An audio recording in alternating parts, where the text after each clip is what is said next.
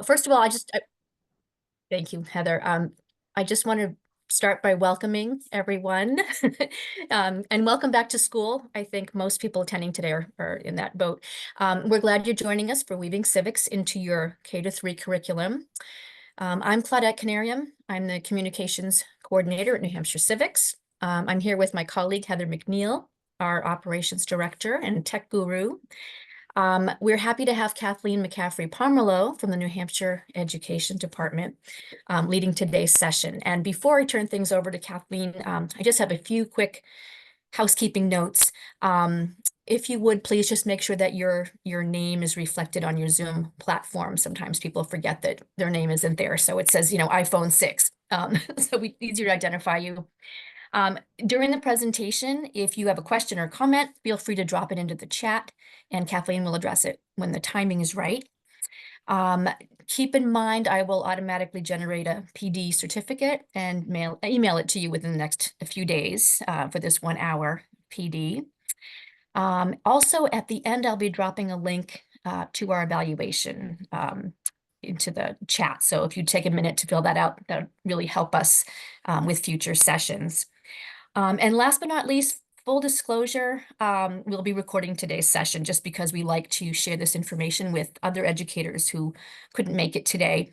And likewise, if you have colleagues who couldn't attend, let them know that the recording will be made available on our website after the fact. So without further ado, I will turn things over to Kathleen. Hello, everybody. Thank you for coming on your Monday. I am going to share my screen and we'll jump in today. So I'm going to talk today about weaving civics into your K-3 classroom setting. I am the reading writing specialist for the Department of Education in New Hampshire. So I have taught for 16 years in a second grade and first grade setting in New Hampshire. So I bring my public teacher hat with me today. I also worked for 7 summers in a clinic working with children in evidence-based practices. And I recently obtained my doctorate at Northeastern University in literacy. So as a teacher, and I always bring that teacher hat on with my students, I engaged them in contextual, purposeful units that were constructed around 3 big themes in my classroom. I wanted them to know what was your place in our school or in our classroom. So who are you in our school setting? What is your place? What is your role in the school? What is your role in our community? So who are you in our local community inside our school? And then what is your place in the world? So thinking about going from small to big, thinking about how we toggle each of these different positionalities. So in today's presentation, I'm going to work on the civics law. We're going to talk about content area literacy, so how we can embed the civics law into our English language arts, vocabulary development, which is really important, community and civics education, government and classroom rules, and then symbols throughout the United States. So part of HSB 216 is really talking about how all public and chartered schools and private schools must incorporate civics time into their classroom through other subject areas. And when this team came to present and bounce ideas back and forth, we said, okay, well, ELA is a great way to really embed your civics and your English language arts standards together.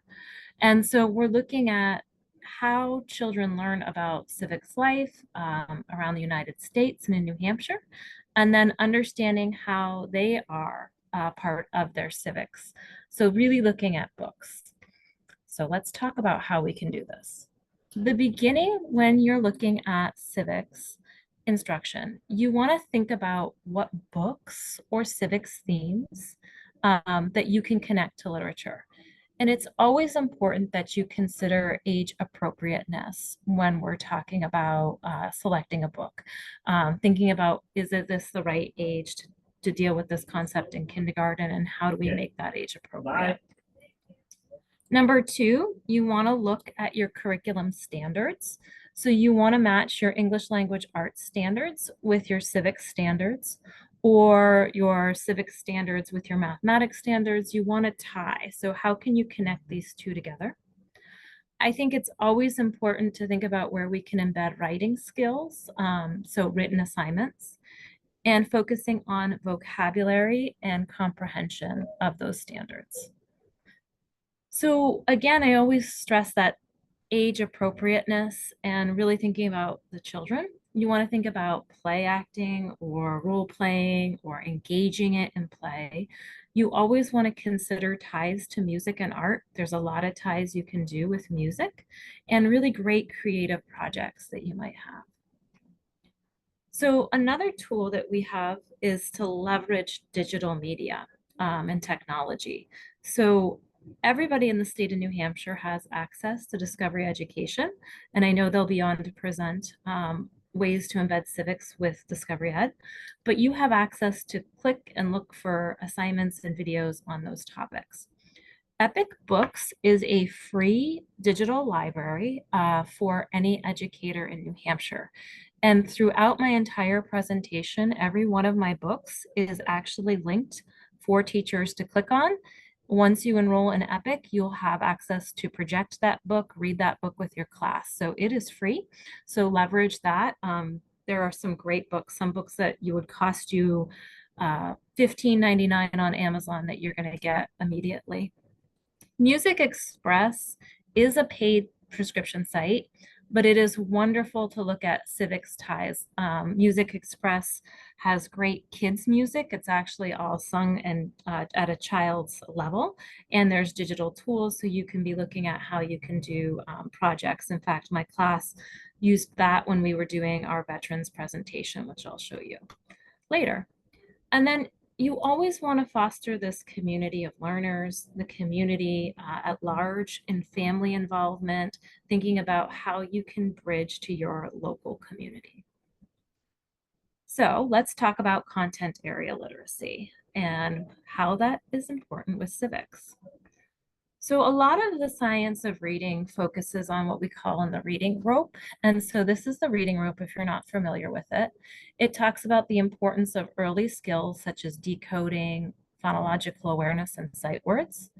But today, for today's presentation, we're going to be really looking at that language piece, developing background, talking about how we understand civics terms and vocabulary. So we're really going to be focusing on comprehension of literacy standards and thinking about how we can build a great civics unit in our classrooms. If you have any questions, always put them in the chat. Please, I can stop at any time. I'm going to give you a minute to read this quote by Tim Shanahan. It really talks about the importance of building background.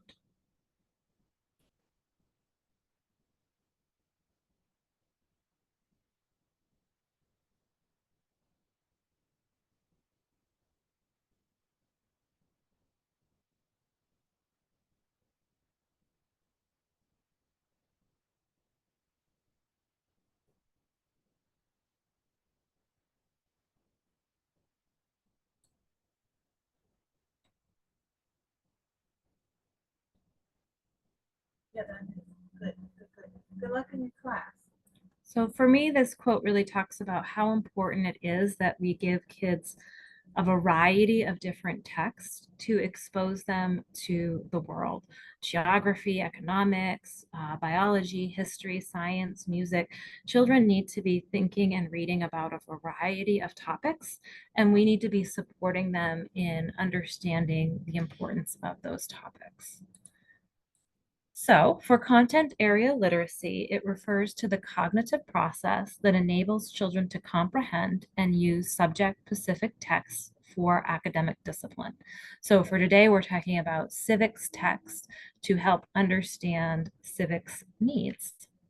It encompasses listening, speaking, reading, and writing, as well as critical thinking, which are essential building blocks for students. And content area literacy goes beyond reading and writing and emphasizes on the development of knowledge, how we are learning about those units. So in preparation for this, I did a lot of research, and there is a lot of research that shows that when we are teaching civics and ELA standards, we are actually engaging children in developing their content knowledge.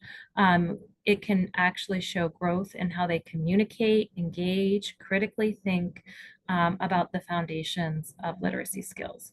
And if you click this will take you right to the research, as well as if you click these books, like I said, it will take you right to a book that you can use immediately in your classroom.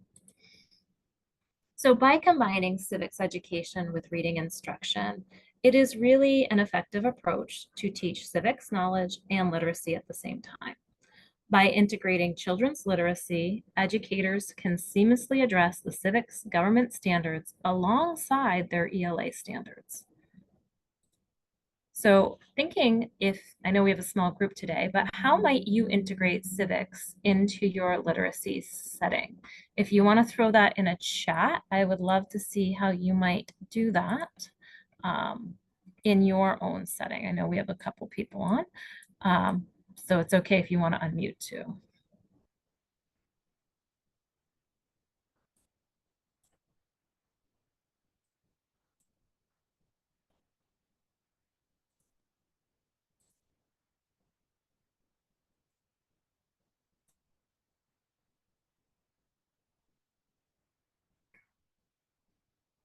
All right. So let's talk about vocabulary development and the importance of vocabulary in civics. So we know that teaching vocabulary is really important, and that when we're teaching students about civics, we need to have vocabulary knowledge, so understand what vocabulary words mean. But we also need to understand the text structure. Are we reading fiction or nonfiction?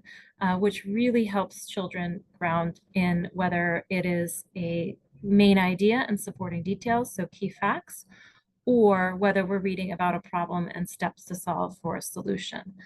But students need to understand vocabulary, and the vocabulary that they use can then even be transferred into their writing and into their dialogue. So if individuals don't know the words, they cannot often understand the story. So it is so important that we teach children the words that they're going to encounter in their classes. So Kathleen, when we, yes. sorry, I saw, I just hopped on and I Oh, saw you did get that. a couple Okay. comments in the chat, and I thought they were interesting ones to kind of unpack about what your thoughts were on their suggested Let way me that they're see. weaving. Great. Thank you. I was waiting for that and it didn't come Yeah. in, so I wasn't sure. Great. Yes, history stories about famous Americans. Thank you, Linda. That's great. Yeah, early history stories. Nonfiction read-alouds about historical events to engage students in their town. Great. Thanks, guys, for that chat. Thanks for taking that, Alice. All right, so when we talk about the vocabulary in the letters program, we really talk about 3 tiers of vocabulary development. Tier 1 are words that children should know. They're used in their language. So the word should, that's often used in their language. Friendship might be used in their language. Then we get to those tier 2 words. They're words that kids may have had some knowledge about, but may still need some scaffolding around, like the word protect, right? They kind of may know it, but they may not know how we're using protect in this literature passage. Maybe we're talking about it from, you know, predator prey, or maybe we're talking about it, we protect one another in our community. And then there's tier 3 words. And let's be honest, a lot of the words in civics may fall in tier 3. Suffrage, united, tranquility. I'm just pulling the words right out of our Declaration of our Constitution. So those words need to be taught. We must teach kids those words. And there are some tips and tricks to do it. Here, my children are using what we call a 4-square. They write the word, they make a connection to the word, they understand what the word means, and then they draw a picture. So here's courageous, Clara Barton was courageous because she went out onto the field and she protected soldiers. One other switch I made, and it depends on how your school sets this up, but for my spelling lists, we did not do challenge words that had anything to do with spelling. We did them as content knowledge words. So the kids would actually get points if they even gave me the first letter of the word. So here they were learning about liberty, and I would read them liberty. And if they put the word L down, I still gave them the points because they knew that I was talking about liberty. It was not a spelling test. It was more of, these are the words that we're going to be reading about in class that you need to have some background knowledge. So liberty, revolution, and colony. So we kind of taught those words in the class setting. So now let's talk about community and civics education. So I began to unpack our New Hampshire curriculum frameworks. And if you don't know, you can click them on here. And all of this will be shared with you. The New Hampshire frameworks actually has civics as a goal that teachers should be teaching in their classroom. You can read them right here. It goes K to 2 and 3 to 4. So I pulled these right from our frameworks. So the civics theme would include an investigation of a core value of an individual, community, state, or nation in which they expressed and practiced in different societies. So themes could be, how do I participate in civics? What is my role in the civics community and the nation and as a member of the world community? And how has that meaning of civics evolved over time? So those are right from the New Hampshire frameworks to kind of ground us on how we're going to weave these together. So for a kindergarten lesson, let's talk about kindergarten because it's fun. One of the ways I've seen this done in many different schools is talking about what is a community. So understanding books that are about a community, understanding our own community, maybe even going out into our local community. So think about books that you can pull to talk about your community. How we're going to connect it. Now we're going to connect it to our standards because we're understanding our fiction and our nonfiction. We're going to find those key vocabulary words. So when I went through these books, there were some words that I felt were tier 3 words: volunteer, community, cooperation, responsibility, and citizen. So those are words that I'm going to have to pre-teach. I may have my students draw a map of our community. I might interview people in our community. I might have them actually come into the classroom, interview them about what their role is in their community, talk to members of their community. Sometimes in kindergarten, they go out and visit the fire station, the police station, but having kids begin to engage in that dialogue is really wonderful. Leveraging technology. So thinking about ways you can look at Epic and you can click right on here. Again, this is free for any educator. You just need to make an account and log in, and you can get that book right here. It's linked right here, so you can get that book and begin to read it in your classroom. Looking at Discovery Education, I did a community search, so you can look at what is the videos that they might have about their community. Looking, I think it'll actually populate. Yep. So here's all the resources that you have right at your fingertips to talking about your community in New Hampshire. And then you can begin service projects. Maybe there's a service project you can do in your community. I've had kindergarteners walk down to their local food bank and give food to the food bank. We've had kindergarteners go to the ESPCA. We've had kindergarteners think about a service project that they could do to help their community.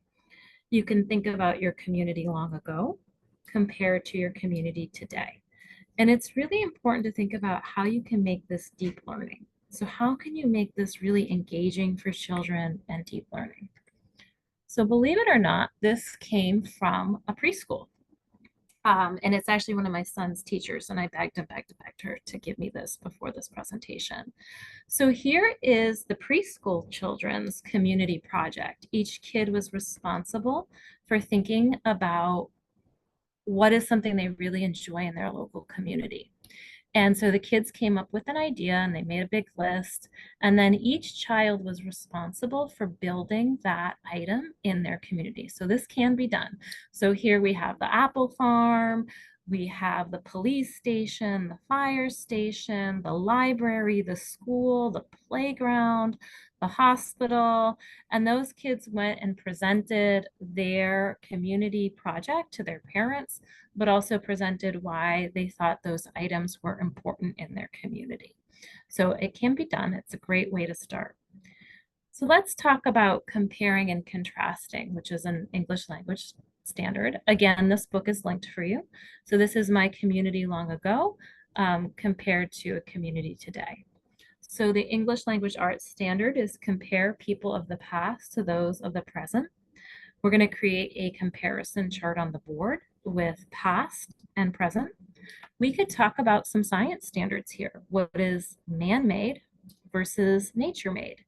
And explain the difference, because the toys in the past were all made from nature. So thinking about how the toys today are made from plastic, that is not a natural material.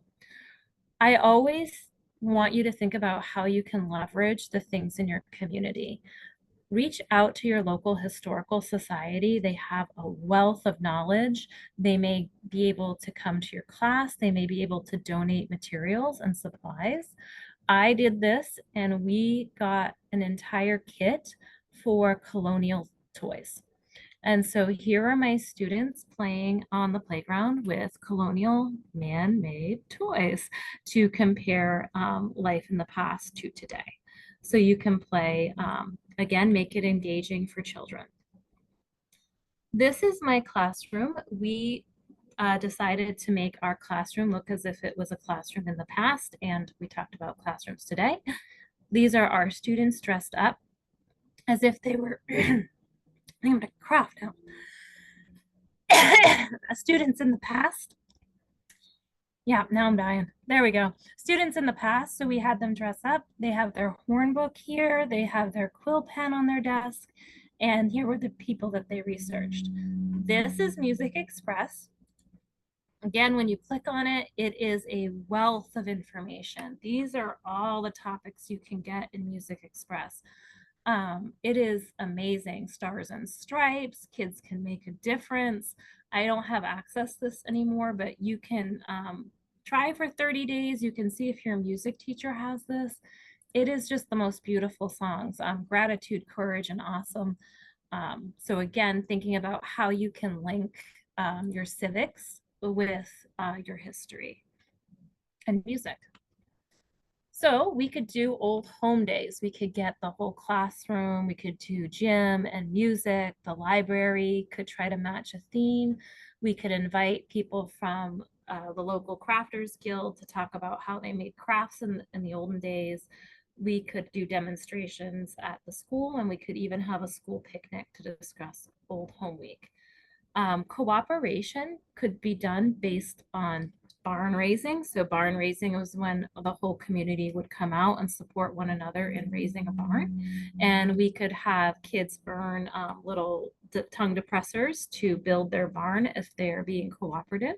They could copy or like glue them to a barn to note how many barn slats they get. We could have the music teacher, the art teacher come and do folk dance. They could have quilting activities. They could read books about raising the barn. Kindergarten often has a farm theme. Barn dancing would be great. Thinking about ways you could get your community involved. So that's one idea. I have to highlight this story. This is Imogen's Last Stand. I couldn't link this book, but it is linked to YouTube. Imogen actually lives in New Hampshire, so it is a New Hampshire story. It's now about how children can make a difference in their community. So in this story, this young little girl wants to save her town's historical society.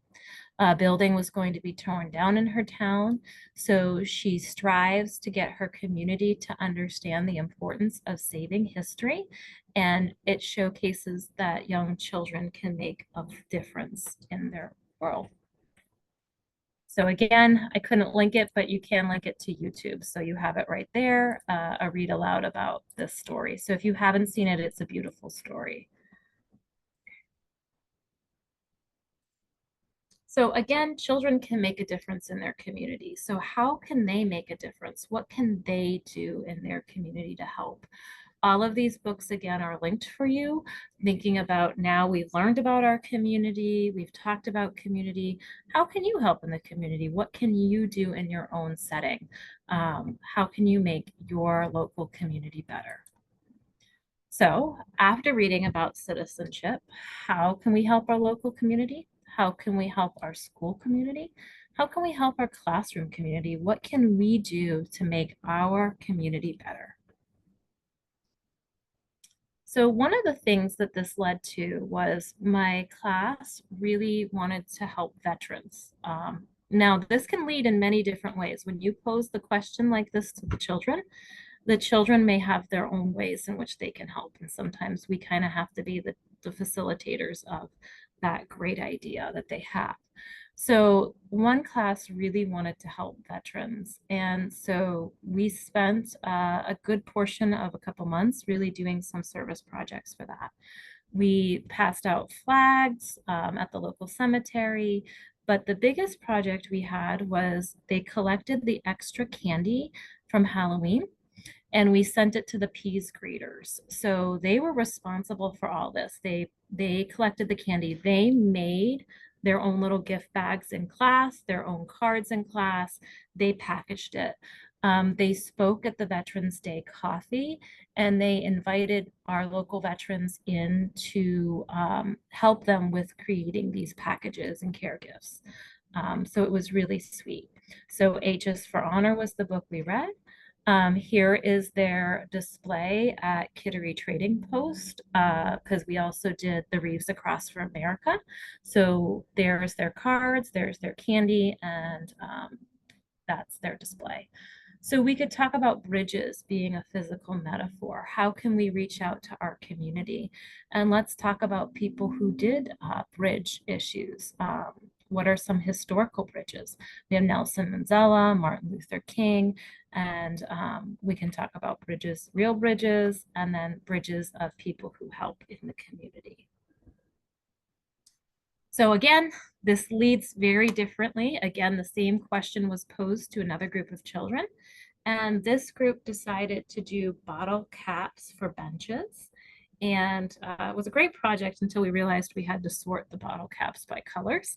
But that was a great learning moment too. So here the children are actually sorting their bottle caps. You send the bottle caps out, and then they got a buddy bench for their school made out of plastic. So that led us to a very different project. So in the chat, how do you teach about community in your setting? Or how might you teach about your community based on some of these ideas? Give a minute. You can unmute too. Have you seen anything at schools about teaching community in your setting? Linda looks like she's typing away there. Yeah, she's been great.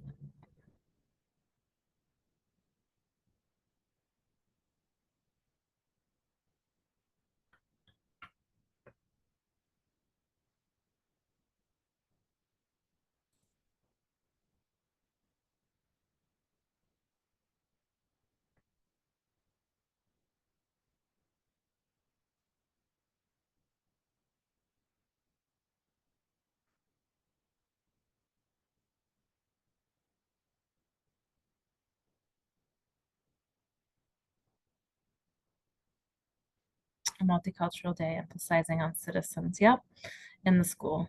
Beautiful, Linda. Thank you. All right. So now we can also study American heroes who made a difference, right?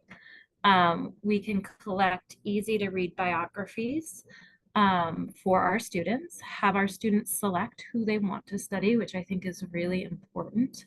Have them learn how to take notes from their biography. giving them note forms, and then they're going to write their own American hero biography. So here's my class. This is the ones that they picked. You have Barack Obama, you have Laura Ingalls Wilder, Susan B. Anthony, a variety of different people that they chose to study, Sacagawea. So here is the paperwork that I used. So for the first part, we talked about who they were as a child. So who was their parents, their mothers, their siblings, what was their interesting fact about their childhood, what was their educational experience, or what did they learn? We talk about how you don't necessarily needed to go to school back then to learn. So what were they learning as a craft or a trade? What's their job or profession, and then what made them famous. So here's a student doing Dolly Madison, and here's her note paper right there.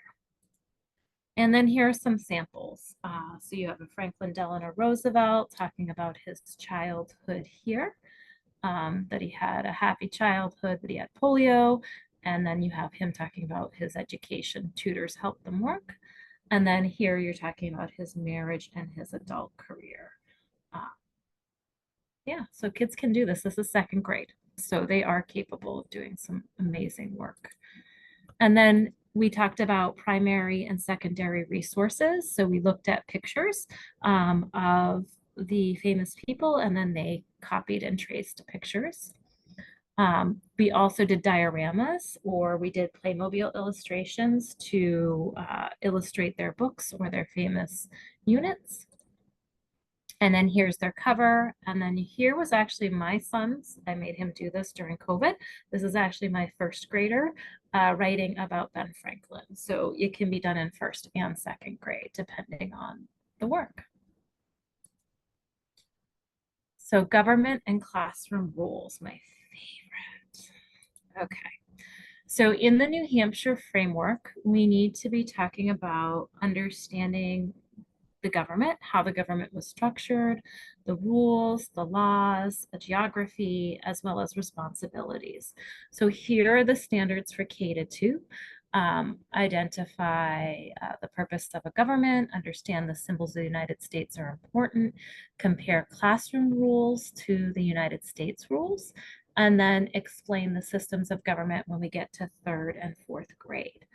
So I had a lot of fun with this in my career, and it took me a long time. So I know there's a lot of text here, but what I tried to do was take the standard here, which is compare the rules of the classroom, and make it developmentally appropriate, engaging, exciting for children in a way in which kids could understand the importance of that symbol and then create their own symbol for our class to form a community. I see some of you reading, so I'll just wait. It's okay. It's a lot here. This was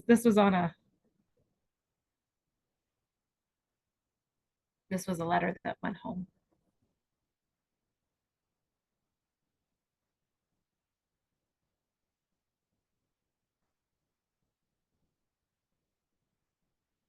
Okay. All right. So what did we do? So we began by understanding what the Boston Tea Party was. And we actually took tea and pretended to throw it, out on the floor. And we talked about what was happening and the taxation without representation. We understood what a colony was. That was one of our big vocabulary words. We connected that to a bee colony. So we talked about colonies and what does a bee colony do and how is that, what happened with the 13 colonies. So the idea was to understand at a kid developmentally appropriate level, the effectiveness of fair rules and understanding that. So we reenacted this event, and we would watch Liberty Kids, which is also part of Discovery Ed. It is a great series where it puts some of these big terms into children's, it's a cartoon where kids are going and there's a girl and a boy that are talking about all the things that happened up to the Revolutionary War. So it's very developmentally appropriate. And then they would actually send home tea to their parents on the first day or second day of school, which was a nice way to cap what they were learning. They came home, the kids talked about what they learned in this event, and they got tea to go home with their letter. So on the next day, we would bring them in and we began to talk about, okay, so we had this big event in Boston and now we're gonna figure out what we're going to do here. So we're gonna talk about the Declaration of Independence. So we read when Thomas Jefferson came to Philadelphia, which is narrated from a child's view of this event. And we read the book, we engaged the students in discussion about fairness and freedom and treason. Those are big, big tier 3 words. We discussed what was the problem that the colonists were facing. How did they solve the problem? What steps did they take? And then what was their solution? So here we would guide the students in understanding the Declaration of Independence. And at this point, we have not formed our classroom rules. So I sit them down and I say, okay, you're coming from all these different classrooms into my second grade room. And all your different teachers had different rules, but we're going to make a new union or we're going to form a new classroom. So let's declare independence from our first grade teachers. Now, the teachers were lovely and they always allowed me to do this because the kids would come down and hand them their Declaration of Independence and they would hug their first grade teachers and we thanked them lovingly.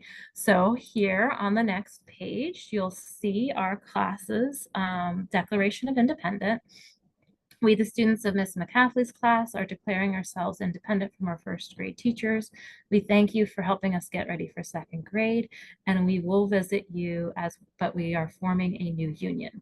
Love your former teachers, students, and they wrote all of their names in the quill pen. That was like the highlight of the day, writing in a quill pen, learning how to do that, and making that work. Another great book for third grade is called the John Hancock Club. It talks about the importance of learning cursive. I know we have a cursive bill, and how they wanted to all write like John Hancock. So that's a great book. And here is a link right to this document if you want to use it in your classroom.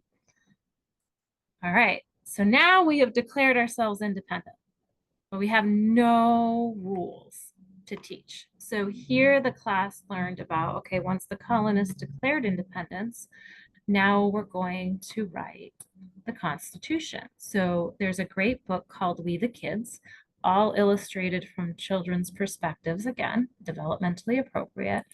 I would pre-teach the important words that was here. We talk about our colonists, we talk about what James Madison did, and I would teach what does union mean, and we would talk about it. We'd actually have these motions, we're coming together. What is justice? We actually physically did it in our classroom. We got them moving. What is tranquility? So they would see these words and understand what we were talking about as we read that. So we would talk about the Constitution. We would watch a video called The Constitution Day from Discovery Ed. And I would talk about why rules are essential. We'll explore how the colonists went about to create their country. And the students will summarize on day one the importance of the Constitution. And then on day two, we'll talk about the Bill of Rights. I know you're going to say this is second grade, but yes, it can be done. We'll talk about why do we use rules? Why do we need rules at home and in our school and in our community? What happens if we didn't have rules? That's always a great question. Who created the rules for our country? And then I will ask them, what rules do they want to create for their classroom? We will work collaboratively to make our classroom rules. Again, we will brainstorm and we will talk about what is a right. So we really did what is our rights in our classroom? What is a right that you can't take away? We have a right to learn. We have a right to a safe space. The children will come up with some ideas on their rights, and seeing is believing. So here's actually what a child wrote. We learned about that it made us free from Britain. Thomas Jefferson, that was the Declaration of Independence. Thomas Jefferson wrote it. From first grade, we declared independence, and I really liked writing on a quill pen. So that's a summary of the day before. Here, oh, did I go too fast? Oh, here is my classroom. We were called the Shining Stars. Here is our Constitution, and here is our Declaration of Independence. It was always up, always center stage. The stars around it were how they signed that, and then the quill pen is how they signed that. And if there was ever a problem, which there is always a problem in second grade, we would ratify our Constitution. Yes, we would. So we would take it down from the wall and we would say, okay, we're having this big problem at recess. What are we going to do about it? What do you guys want to do about it? They would create it. They all had to vote. We went through that whole process. They had to agree and they had to ratify their class rules. So here's a link to the last time I taught. I know I'm sad as I see this, it's so wonderful for everything you guys do. Here is a list of what our Bill of Rights were. We had a right to privacy, we had a right to our friends, we had a right to learn, we had a right to our safe classroom. So there's where their Bill of Rights. And then here's their responsibilities, to not interrupt, to be honest, to be kind, to include everybody. And so those were coming right from the kids. Okay, so US symbols. So understanding the symbols of the United States was one of those standards. The students will learn what a symbol is and explore its history. So the US flag has a significance in our history. We're going to use literature to talk about what the US flag was. We'll learn about the history of the US flag and the history of the colors. Believe it or not, colors are very important. So you can have my lesson right here. We talk about how the flag changed over time. We read about the flag changing over time. We read about the different stories on the origin of our flag. We talked about the colors and how important colors on the flag represent different feelings and different ideas, all leading up to something. So the students have learned about why our flag is important and what the symbols are. So the 50 stars are for 50 states. Now it's time for them to make our own classroom flag. So this could be done in small groups. I've done it a variety of ways. I've done it one-on-one. I've done it in small groups. We've done it in an iterative process where we took the kids' ideas and co-created a flag based on different elements of the flag. So here is a link to show you the kids would get this. You have to represent every student in some way. Think about your color choices, be able to explain your flag to the class. And then they would vote on the color combinations they like. So here is the students coming together in a group to make their flag. You can see their color cues are right here. They're designing their flag, and here is their shining star flag. Each kid is represented with a star. They have sprinkles because we talk about sprinkle words for vocabulary, and there is one flag. Here's another flag. Again, I had struggled to find all of them. I wish I had kept every one of them. Here's another flag in a different orientation, but I've had flags with a variety of themes throughout the 12 years that I've taught.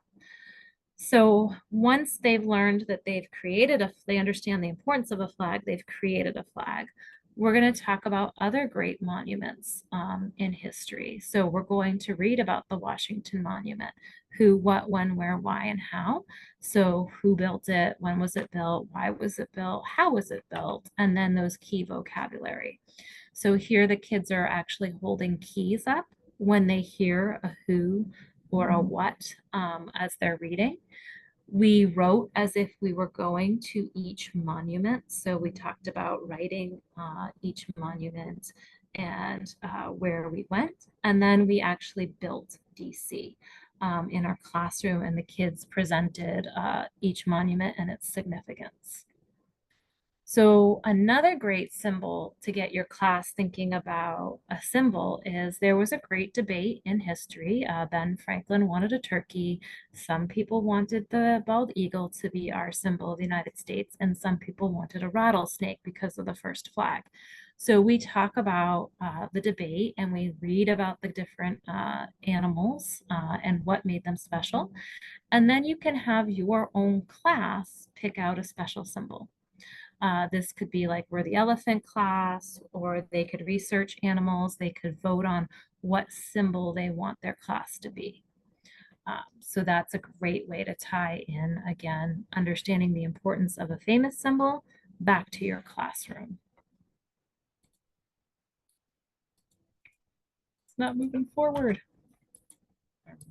Let me see. What did I do? Oh, that's it. We're done.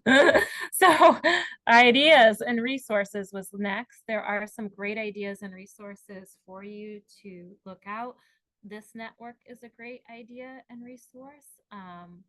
But please let me know what your thoughts were on today's presentation and how you can weave in literacy. I'm going to give you all of this right in the chat because, like I said, every book is hyperlinked so that you have access to it. So thoughts on today's presentation. I know we went a little quick, but I wanted to make sure that everybody had any thoughts. Any questions for me? Questions are always important. Stop share. Any questions that you have about how to weave literacy? Any ideas that you would like to talk about?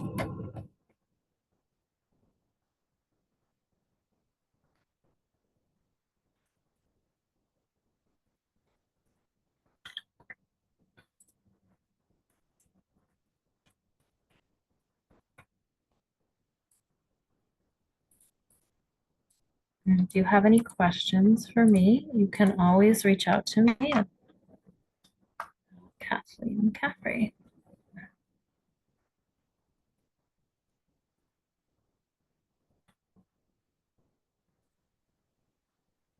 Well, I give everyone a minute to kind of pop anything in the chat that might be coming up. Kathleen, I want to first thank you for your presentation today. And we are going to, as you all know, we recorded this, so you'll be able to receive this and look back on it and have any resources that we were touched upon. I apologize, I wasn't able to be at the beginning. I'm Allison. I'm the Executive Director of New Hampshire Civics, and we are really focusing this fall on our K-5 civics learning opportunities for professional development. So if you or your colleague, even if they didn't sign up today, but if you have anyone that you know would want access to this, it will remain on our site.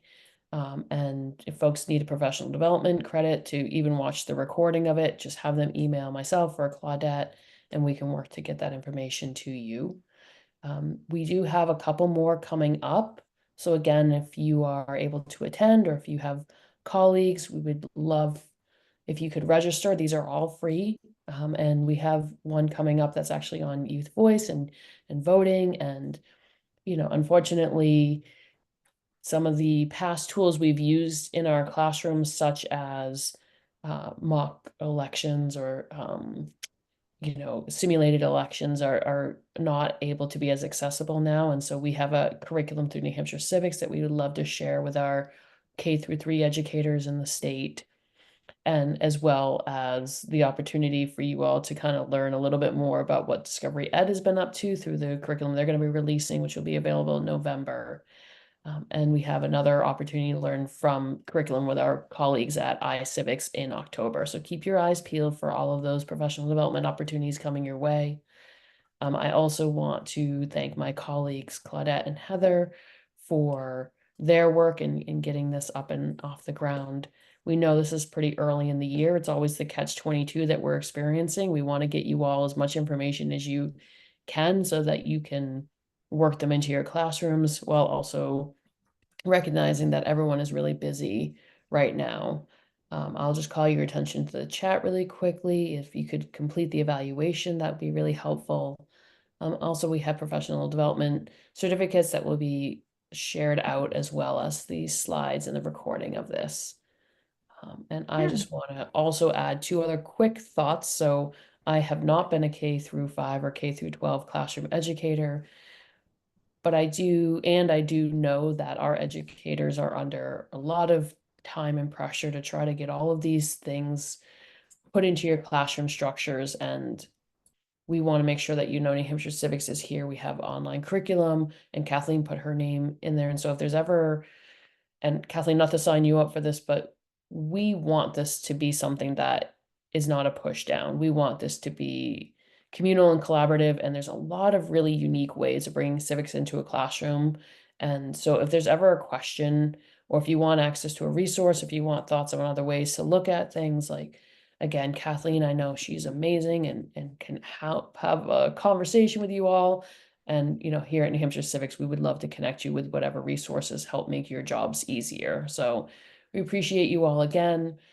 I guess we can give you back about 5 minutes of your life, but Kathleen, did you have any additional thoughts? I just want to thank them for coming. I know, like you said, fall is busy. They're getting their kids back in session, but I just want to thank you for everything you do, whether you're a community member or a classroom teacher. We're all here to support one another. So I appreciate you coming today, spending your time, and please reach out. It is a wonderful network, and I hope that we can continue to work together. Thank you.